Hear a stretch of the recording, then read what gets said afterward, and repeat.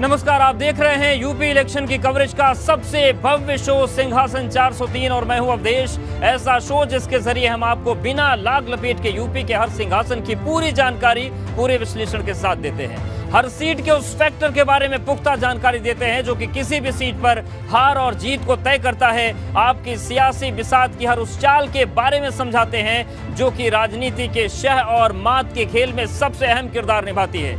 ये भी बताते हैं कि सियासी बयार में अब की बार किसकी नैया पार होती दिख रही है। तो चलिए शुरू करते हैं यूपी के राजनीति से जुड़ा सबसे भव्य शो सिंहासन 403।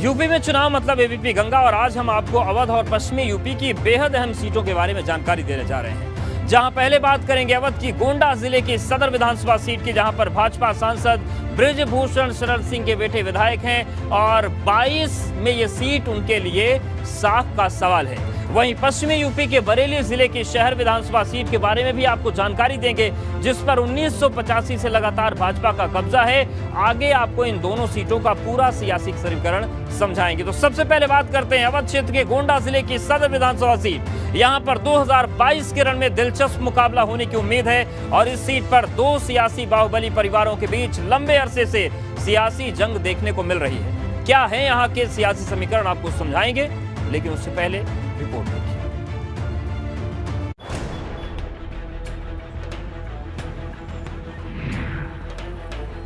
अवध के अहम जिले गोंडा की सदर विधानसभा सीट यानी कि यूपी की विधानसभा सीट नंबर 296। गोंडा सीट पर लंबे अरसे तक भाजपा के बृजभूषण शरण सिंह और सपा के विनोद कुमार उर्फ पंडित सिंह के बीच सियासी अदावत देखने को मिली। हालांकि कोरोना काल में विनोद कुमार सिंह उर्फ पंडित सिंह का निधन हो गया। 2017 विधानसभा चुनाव में गोंडा सदर सीट पर बृजभूषण शरण सिंह के बेटे प्रतीक भूषण सिंह ने जीत दर्ज की, जो मौजूदा विधायक है। वहीं 2022 के रण में इस सीट पर सपा वापसी के लिए पूरा जोर लगा रही, जबकि बसपा भी इस सीट पर जीत के लिए ताकत झोंक रही, जिससे 2022 के रण में इस सीट पर त्रिकोणीय मुकाबले के कयास लगाए जा रहे हैं। और अब आपको गोंडा सदर विधानसभा सीट के पिछले यानी कि 2017 के नतीजे के बारे में जानकारी देते हैं, जिससे आपको इस सीट के सियासी समीकरण को समझाने में आसानी होगी।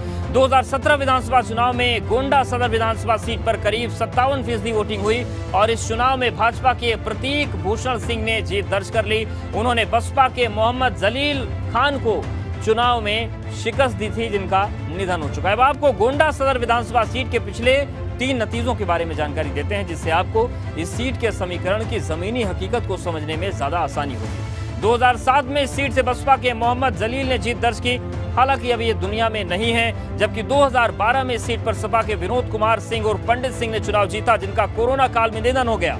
वहीं 2017 में इस सीट से प्रतीक भूषण सिंह ने जीत दर्ज की, जो कि यहाँ के कद्दावर नेता बृजभूषण शरण सिंह के बेटे हैं। और अब आपको गोंडा विधानसभा सीट के उन तमाम बड़े सियासी चेहरों के बारे में जानकारी देते हैं जो कि आने वाले विधानसभा चुनाव में अपनी दावेदारी पेश कर रहे हैं और आने वाले चुनाव में अपनी जीत का दम भर रहे हैं। इस फहरिस्त में पहला नंबर आता है प्रतीक भूषण सिंह का, जो कि इस सीट से भाजपा के मौजूदा विधायक हैं। दूसरे नंबर पर प्रतीक भूषण सिंह के पिता बृजभूषण शरण सिंह आते, जो दावेदार तो नहीं है लेकिन इलाके में सियासी रसूख बहुत बड़ा है। तीसरे नंबर पर समाजवादी पार्टी के सूरज सिंह का नाम है, जो 2017 विधानसभा चुनाव में तीसरे नंबर पर रहे थे। वहीं चौथे नंबर पर महेश नारायण तिवारी आते हैं, जो कि 2017 में शिवसेना से चुनाव लड़े थे। तो ये 4 बड़े चेहरे हैं। अब आपको गोंडा विधानसभा सीट के इन सभी कद्दावर चेहरों के बारे में सिलसिलेवार ढंग से जानकारी देते हैं, जिससे आपको भी इनकी सियासी ताकत के बारे में जानकारी मिल पाएगी। और गोंडा विधानसभा सीट पर पहला नंबर आता है मौजूदा विधायक प्रतीक भूषण सिंह का। प्रतीक भूषण सिंह 2017 विधानसभा चुनाव जीते और मौजूदा भाजपा विधायक हैं। प्रतीक भूषण सिंह को सियासत विरासत में मिली और ये गोंडा के कद्दावर भाजपा नेता बृजभूषण शरण सिंह के बेटे हैं। सवर्ण और पिछड़े तबके के वोटर्स के बीच प्रतीक भूषण सिंह की मजबूत पैठ है और इन्हीं खूबियों के साथ 2022 में फिर से भाजपा के टिकट के लिए दावेदारी पेश कर रहे हैं। अब बारी है आपको गोंडा विधानसभा सीट के दूसरे बड़े सियासी चेहरे के बारे में जानकारी देने की, जो इस सीट से दावेदार तो नहीं लेकिन इलाके में बड़ा सियासी रसूख है, और ये है भाजपा विधायक प्रतीक भूषण सिंह के पिता भाजपा सांसद बृजभूषण शरण सिंह। ब्रजभूषण शरण सिंह कैसरगंज लोकसभा सीट से भाजपा सांसद हैं। 30 साल से ब्रजभूषण शरण सिंह लोकसभा सांसद हैं। गोंडा की सियासत में बहुत मजबूत रसूख है। 8 साल से ये भारतीय कुश्ती संघ के अध्यक्ष हैं और लंबे राजनीतिक अनुभव की वजह से गोंडा की सियासत में बड़ा असर रखते हैं। अब बारी है आपको गोंडा विधानसभा के तीसरे बड़े चेहरे के बारे में जानकारी देने की, जो कि समाजवादी पार्टी का चेहरा है। हालांकि 2017 विधानसभा चुनाव में ये तीसरे नंबर पर रहे थे। ये है सूरज सिंह। सूरज सिंह गोंडा के कद्दावर सपा नेता रहे विनोद कुमार सिंह उर्फ पंडित सिंह के भतीजे हैं, जिनका कोरोना काल में निधन हो गया।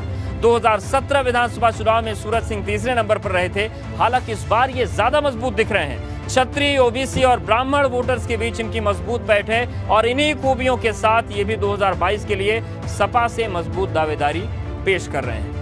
अब आपको गोंडा विधानसभा सीट के चौथे बड़े चेहरे के बारे में भी जानकारी देते हैं, जो कि 2017 में शिवसेना के विधानसभा चुनाव लड़े और इलाके का ब्राह्मण चेहरा है। ये है महेश नारायण तिवारी। महेश नारायण तिवारी 2017 में शिवसेना से चुनाव लड़े थे और चुनाव में चौथे नंबर पर रहे। महेश नारायण तिवारी फिलहाल शिवसेना का साथ छोड़कर भाजपा में शामिल हो चुके हैं। महेश नारायण तिवारी गोंडा विधानसभा सीट पर बड़ा ब्राह्मण चेहरा है और ब्राह्मण वोटर्स के बीच इनकी मजबूत पैठ है। ब्राह्मण वोटर इस सीट पर बड़ी तादाद में है। ऐसे में ये भी 2022 में भाजपा के टिकट के लिए दावेदारी पेश कर रहे हैं। तो चलिए अब सीधे रुख करते हैं अपने अवध क्षेत्र के जानकार और वरिष्ठ पत्रकार पंकज प्रसून जी का। सर, 2017 चुनाव तक गोंडा सदर सीट पर ब्रजभूषण शरण सिंह और पंडित सिंह के बीच सियासी दावत देखने को मिली, लेकिन अब जब वो नहीं है, ऐसे में 22 पर आप किस तरीके के समीकरण देख रहे हैं?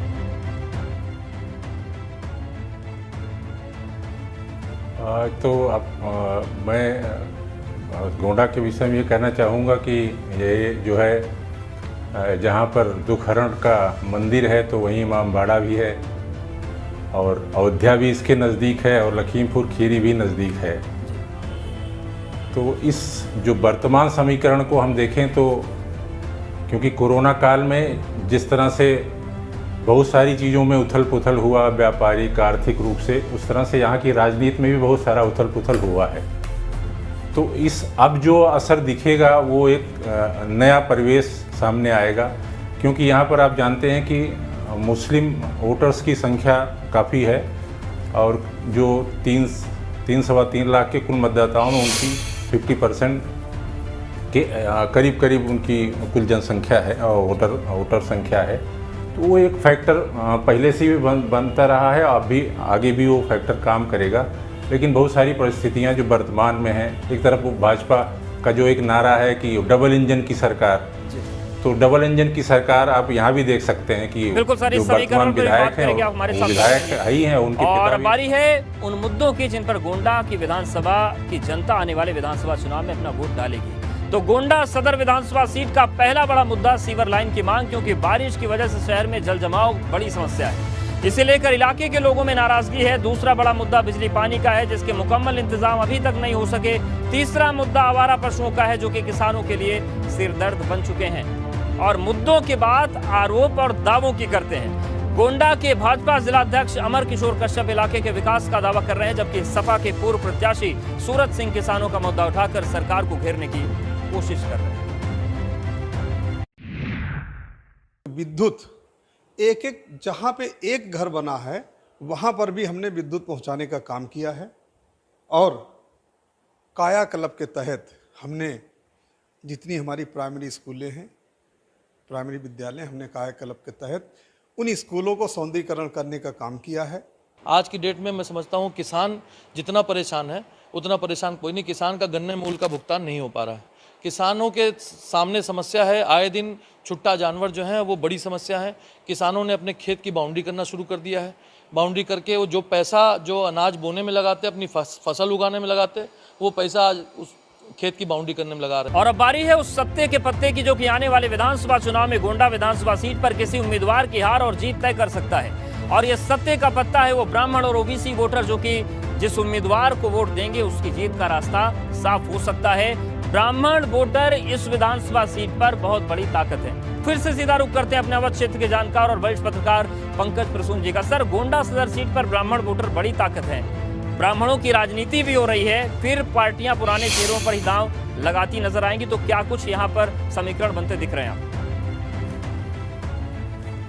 देखिए, यहाँ का जो राजनीतिक परिदृश्य है वो एक तरह से रजवाड़ों का ये पूरा क्षेत्र रहा है और शुरू से राजनीति उन्हीं लोगों के इर्द गिर्द घूमती रही है।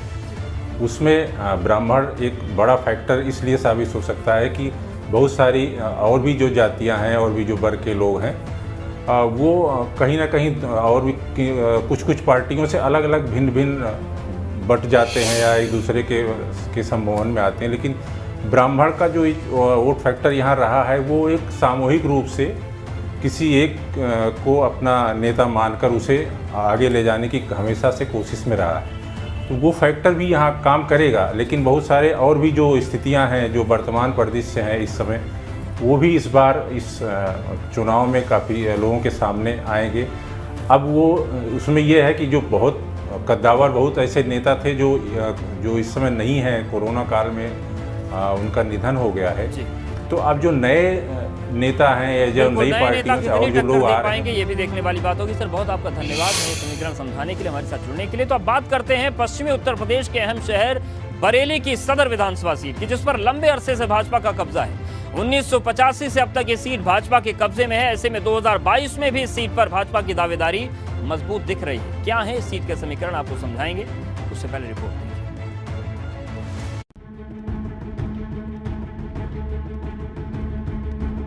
पश्चिमी यूपी के अहम जिले बरेली की शहर विधानसभा सीट यानी कि यूपी की विधानसभा सीट नंबर 124। बरेली विधानसभा सीट 1985 से ही भाजपा का मजबूत गढ़ बनी हुई है, जहां पर 1985 के बाद से आज तक लगातार भाजपा का परचम लहरा रहा है। मुस्लिम बाहुल्य सीट होने के बावजूद बरेली विधानसभा सीट पर भाजपा का दबदबा रहा। वहीं 1985 से पहले ये सीट कांग्रेस के मजबूत गढ़ में शुमार हुआ करती थी। 2022 के रण में एक बार फिर से भाजपा इस सीट पर जीत के लिए पूरा दम लगा रही है, जबकि समाजवादी पार्टी भी बरेली विधानसभा सीट पर खाता खोलने के लिए बेकरार दिख रही है। साथ ही कांग्रेस भी इस सीट पर मजबूत दावेदारी पेश कर रही है। और अब आपको बरेली विधानसभा सीट के पिछले यानी कि 2017 के नतीजों के बारे में जानकारी देते हैं, जिससे आपको इस सीट के सियासी समीकरण को समझने में आसानी होगी। 2017 विधानसभा चुनाव में बरेली विधानसभा सीट पर करीब 54% वोटिंग हुई और इस सीट से भाजपा के डॉक्टर अरुण कुमार सक्सेना ने जीत हासिल की। उन्होंने कांग्रेस के प्रेम प्रकाश अग्रवाल को चुनाव में हरा दिया था। अब आपको बरेली विधानसभा सीट के पिछले 3 नतीजों के बारे में जानकारी देते हैं, जिससे आपको यहाँ का चुनावी इतिहास समझ में आएगा और हम आपको समझा पाएंगे कि क्यों हम इसे भाजपा के सबसे मजबूत गढ़ के में से एक बता रहे हैं। 2007 विधानसभा चुनाव में बरेली विधानसभा सीट से भाजपा के राजेश अग्रवाल चुनाव जीते तो लगातार इस सीट से 4 बार विधायक रहे। हालांकि 2012 में परिसीमन के बाद ये सीट अनुसूचित जाति के लिए रिजर्व हो गई, जिसके बाद 2012 में भाजपा से डॉक्टर अरुण कुमार सक्सेना पहली बार विधायक बने। वहीं 2017 में डॉक्टर अरुण कुमार सक्सेना ने दोबारा चुनाव जीत लिया। तो ये चुनावी इतिहास आपके सामने था। अब बारी है बरेली विधानसभा सीट के उन बड़े रसूखदार सियासी चेहरों के बारे में आपको जानकारी देने की, जो कि आने वाले विधानसभा चुनाव में मजबूत दावेदारी पेश कर रहे हैं और अपनी जीत का दम भर रहे हैं। बरेली विधानसभा सीट पर पहला बड़ा चेहरा है डॉक्टर अरुण सक्सेना, जो कि मौजूदा भाजपा विधायक हैं और दूसरी बार विधायक बने हैं। दूसरा बड़ा चेहरा है भाजपा सांसद संतोष गंगवार, जो कि इस सीट पर दावेदार तो नहीं है लेकिन इलाके में मजबूत सियासी रसूख रखते हैं। तीसरे नंबर पर सपा के डॉक्टर अनीस बेग आते हैं, जो कि 22 के लिए मजबूत दावेदार हैं। वहीं चौथा नंबर प्रेम प्रकाश अग्रवाल का है, जो कि 2017 में कांग्रेस सपा गठबंधन से इस सीट पर रनर अप रहे हैं। तो 4 चेहरों के इर्द गिर्द राजनीति घूमती है। अब आपको पश्चिमी यूपी के अहम जिले इस बरेली शहर के विधानसभा सीट के मजबूत चेहरों के बारे में विस्तार से जानकारी देते हैं, ताकि आपको इनका सियासी रसूख और ताकत समझ आए। सबसे पहले बात करेंगे डॉक्टर अरुण कुमार सक्सेना की। डॉक्टर अरुण कुमार सक्सेना 2017 में चुनाव जीते, इस सीट पर मौजूदा भाजपा विधायक हैं। 2012 में भी डॉक्टर अरुण कुमार सक्सेना इस सीट से चुनाव जीता और डॉक्टर अरुण कुमार की हर तबके के वोटर्स के बीच मजबूत पैठ है और विकास के साथ दावे के साथ 2022 में भाजपा के टिकट पर अपनी मजबूत दावेदारी पेश कर रहे हैं। वहीं आपको बरेली विधानसभा सीट के दूसरे बड़े चेहरे के बारे में बताते हैं, जो कि दावेदार तो नहीं लेकिन बरेली शहर सीट में इनका सियासी रसूख काफी बड़ा है और ये है भाजपा सांसद संतोष गंगवार। संतोष गंगवार बरेली से लगातार भाजपा सांसद हैं और इलाके में भाजपा के सबसे कद्दावर नेताओं में इनकी गिनती होती है। मोदी सरकार में संतोष गंगवार केंद्रीय राज्य मंत्री स्वतंत्र प्रभार रहे। बरेली के भाजपा संगठन में संतोष गंगवार मजबूत दखल रखते हैं। बरेली के सभी तबके के वोटर्स के बीच संतोष गंगवार की मजबूत पैठ है और बरेली सीट पर भी इनका सियासी कद काफी बड़ा है।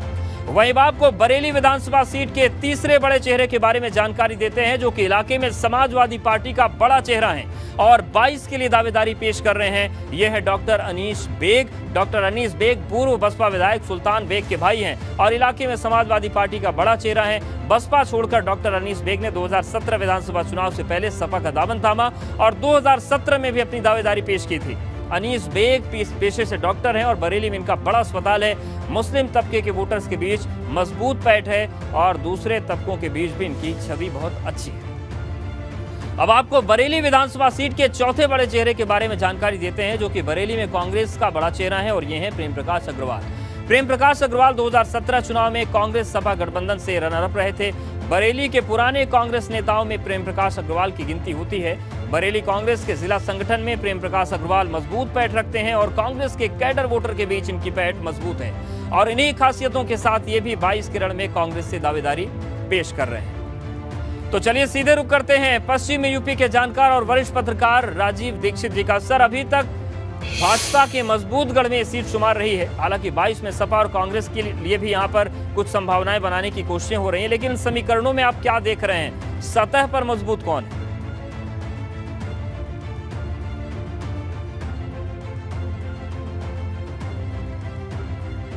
तो चलिए अब उन मुद्दों के बारे में आपको जानकारी देते हैं जो कि आने वाले विधानसभा चुनाव में अपना अहम किरदार निभाने वाले हैं और इन्हीं मुद्दों पर जनता अपना वोट डालने वाली है। बरेली विधानसभा सीट का पहला बड़ा मुद्दा है सीवेज की समस्या, जिसकी वजह से लोगों में नाराजगी है। दूसरा बड़ा मुद्दा बिजली पानी का है और तीसरी बड़ी परेशानी गंदगी की है। जगह जगह कूड़े के ढेर लगने की वजह से लोगों को मुश्किलों का सामना करना पड़ता है।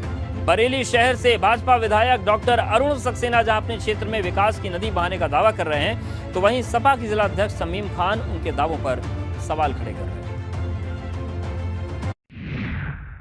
शहर में हमने बहुत से कार्य कराए हैं। बरेली के अंदर एक रोडवेज बस स्टेशन आइदर नगर के पास बनवा रहे हैं। एक प्राइमरी हेल्थ सेंटर खड़ुआ में बनवाया है। Primary health centre Sanjay Nagar में इस्टेब्लिश कराया है। इसके साथ ही साथ लगभग 200 सड़कें बनवाई हैं विभिन्न जगहों पे। क्या बरेली के वासियों ने ऐसे स्मार्ट सिटी की कल्पना की थी? लगभग 1.5-2 साल से पूरा शहर खोदकर फेंक दिया है।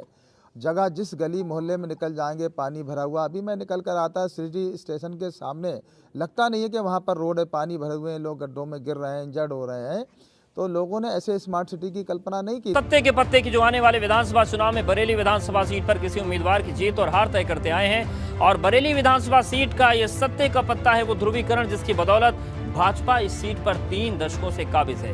वहीं 2022 में भी इस फैक्टर के असरदार रहने के कयास लगाए जा रहे हैं। एक बार फिर से रुक करते हैं पश्चिमी यूपी के जानकार और वरिष्ठ पत्रकार राजीव दीक्षित जी का। सर, इस सीट पर सत्ते का पत्ता ध्रुवीकरण वाला है, बदौलत ये सीट लगातार भाजपा के खाते में रही है। 2022 में किस तरीके से आप देख रहे हैं पूरे समीकरणों को?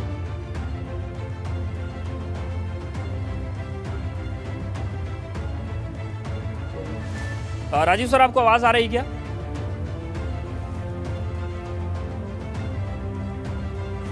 आवाज नहीं है। तो राजीव दीक्षित से संपर्क करेंगे और समीकरणों को समझने की कोशिश करेंगे।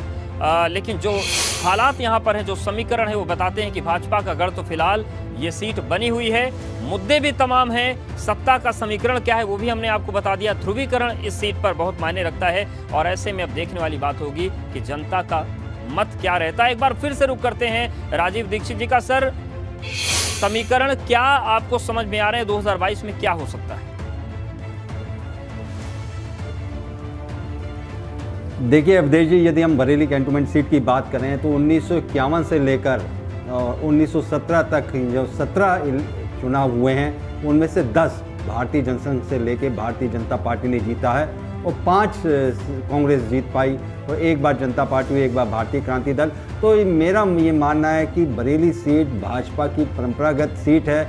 और यदि हम बात करें यहाँ के कद्दावर चेहरे हैं, संतोष गंगवार साहब जैसा आपने बताया, राजेश अग्रवाल साहब भी बरेली से संबंध रखते हैं, भाजपा के कद्दावर चेहरे हैं। और अब डॉक्टर अरुण कुमार 2 बार लगातार जीतते आ रहे हैं। 1917 के चुनाव की आप बात करें तो 51.37% वोट लिया था डॉक्टर अरुण कुमार ने और कांग्रेस और समाजवादी पार्टी दोनों मिलाकर 38.59 वोट ले पाए थे। यही दो मुख्य प्लेयर हैं। इधर बसपा का भी बहुत खासा यहाँ रुझान नहीं देखने को मिला। धन्यवाद सर हमारे साथ जुड़ने के लिए, बातचीत करने के लिए और समीकरणों को समझाने के लिए। तो सिंहासन 403 में आज के लिए फिलहाल इतना ही, लेकिन अगले एपिसोड में कुछ और विधानसभा सीटों के विश्लेषण आपको बताएंगे। बने रहिए हमारे साथ।